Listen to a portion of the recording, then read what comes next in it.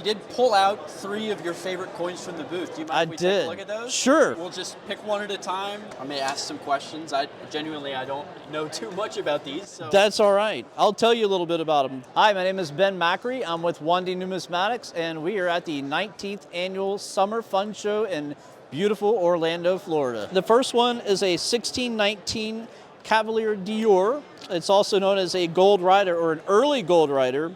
The more modern version of this coin was issued in the mid-1700s. And the first thing you might notice about this coin is that it's 9.9 grams, but the diameter of the coin is about that of a $20 double eagle. So it's a very thin coin, and coins from the Netherlands in this era and a lot of other areas of Europe were a little more crudely made, but this one is actually very nicely struck. Again, with a large diameter, and you'll see that classic design of a knight on horseback. Would this be hammer struck? Yes, indeed. That's crazy.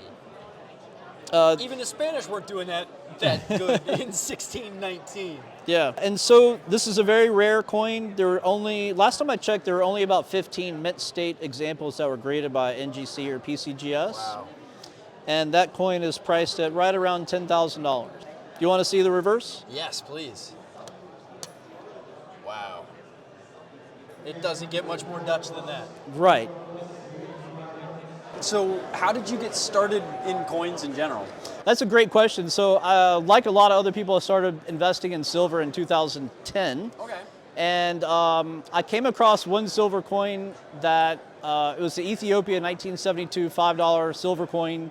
And everyone else seemed to be paying $2 to $3 over spot for brand new coins that were minted in the millions every year. And this coin in particular was a 1-year issue, a limited mintage of 100,000.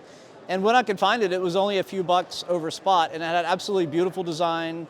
And I just thought, if I could find bargains like this, there's got to be more out there. It's not just a coincidence. So that got me into buying, $100 coins and $200 coins and $300 coins, and as you get more comfortable, then the next thing you know, I'm buying coins for $5,000 and $6,000. So. Right. What was that first jump, like that first leap from a $100 coin to like your big Mac Daddy coin? Oh, it was definitely the Dutch Silver Rider. It was. It's actually the coin on my shirt. It was a 1774 Utrecht Silver Rider or Ducatin. This coin's actually already sold to a Dutch dealer set up by me. Oh, nice. It's a beautiful example, almost blast white. Again, this one was minted in Utrecht. It was their most modern mint, and they had the highest production quality. Yeah, that's absolutely gorgeous. Gorgeous coin. Great this coin date as well, like Revolution era. Easily my favorite coin to buy and sell, and I've sold a couple of really nice examples at the show today, or actually yesterday. What excites you so much about this coin specifically?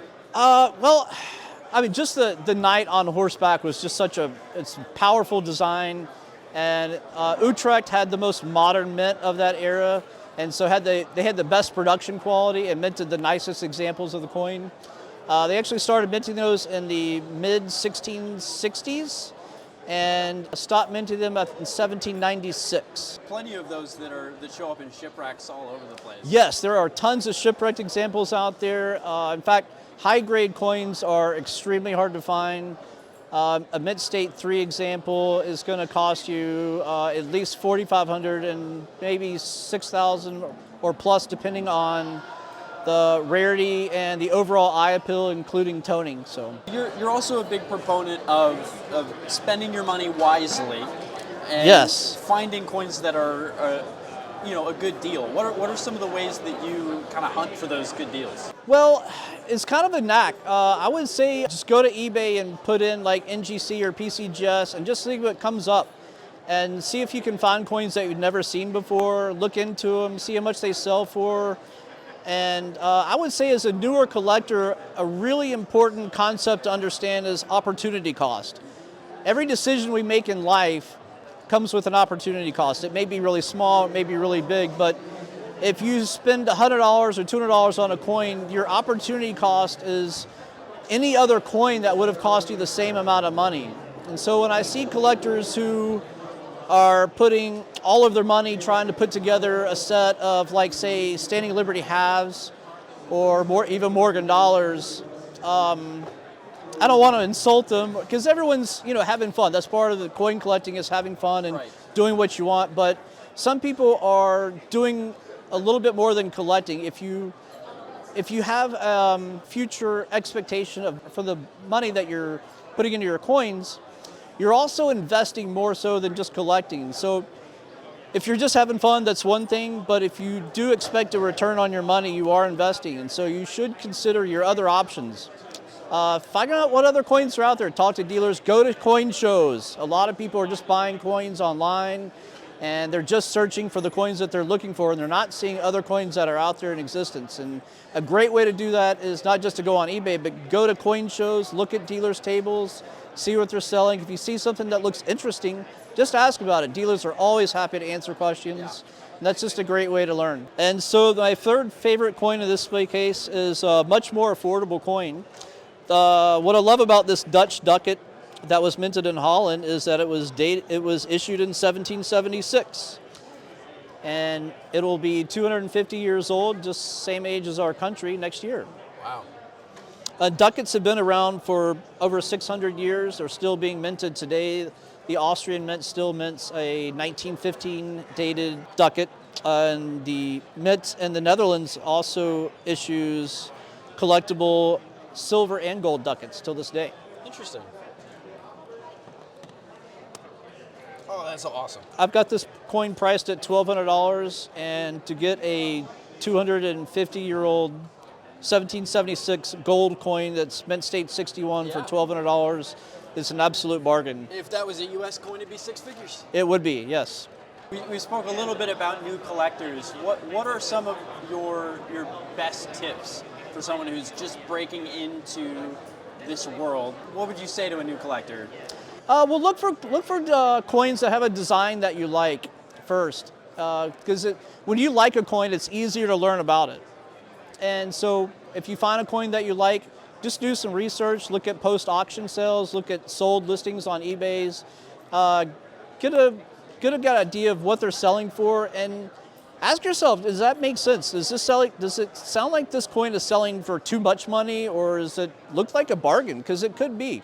There are a lot of coins out there that are maybe $100, $200, but in 10 years they could be worth 5 times more money. Would you say that you're more of a buy the coin that you like versus buy the coin that's going to make you money kind of attitude? Yeah, and I'm always looking for a bargain, but what drives me most to a coin is the overall design of the coin. The French 5 franc series head is a coin that inspired the Morgan dollar. It's a coin that I always look out for. I'm always buying, I'm always selling them. I've got a couple in my case here. It does kind of look like the Morgan dollar. It's a beautiful coin. It's actually a lot more scarce. I would say the total population of that coin is probably pretty close to the 1893 S Morgan, which everyone considers to be the rarest Morgan dollar, which in mint state 63 is quite a 6-7 figure dollar coin. I think at the Baltimore show I went to, I saw a few. They were all lower grade, but I saw, probably half a dozen examples at the show. But say Silver Riders, Dutch Silver Rider coins, hardly ever see those at shows, unless I'm setting up at it. So this is a 1851 French 5 franc, and a lot of people believe that this coin was the inspiration behind the Morgan dollar. And the Morgan dollar is the most collected coin in the world. So it's a little underwhelming that there's so little interest in this coin. It's absolutely beautiful design. This one was minted in Paris, denote the A mint mark. It's very Morgan-esque. Yeah, very Morgan-esque. And these were started, 1849 was the first year they issued these. Okay. This one has got some unbelievable toning on it. It does. That's beautiful. And the necklace as well is yes. Awesome. What does something like that go for? I've got it priced at $750. Not bad. And for Not bad a mint state 62, this coin is, 175 years old? Yeah, I feel like if you have a Morgan dollar collection, it only makes sense to be interested in a coin like this. Yeah. Like if you collect small cents, you go back to the flying set, you have to get the Furschlanger set. Right, exactly. Yes. The precursor to it. Yeah. And your rare Morgan dollar is going to cost you a lot more than $750. So it's really a nice bargain, especially with the beautiful toning on it. Yeah, like I can definitely see how something like this, once people start getting more into the world currency and start building more combined sets of stuff, I can definitely see where this becomes a very important coin very quickly. Right. And Americans really didn't get introduced to foreign coins until after World War I and World War II. And by that time, Europe was broke, and their money went from gold and silver to nickel and copper and 50% silver if you were lucky enough. Right. And so it wasn't until the birth of the internet and high-speed internet specifically that we started seeing videos and pictures of these beautiful gold and silver coins that were issued well before World War I that are now available, with a click of a button on the internet. That's interesting. I hadn't thought of that at all. I guess you would not be exposed to any kind of foreign currency unless you go there. Right. And I would say for when I started out, a lot of my more expensive coins were getting shipped to Hong Kong and Japan. But I would say over the past 12 to 18 months, a lot of the more expensive coins have actually been going to Americans. I've sold some really nice European taller coins to a dentist in Maryland. Okay. So it's getting more interesting. I think that there's a lot more Americans who are getting more interested in world and ancient coins. Yeah. Is there anything else you want to say or mention before we wrap things up? No, I think that's about it. All right. Thank you very much.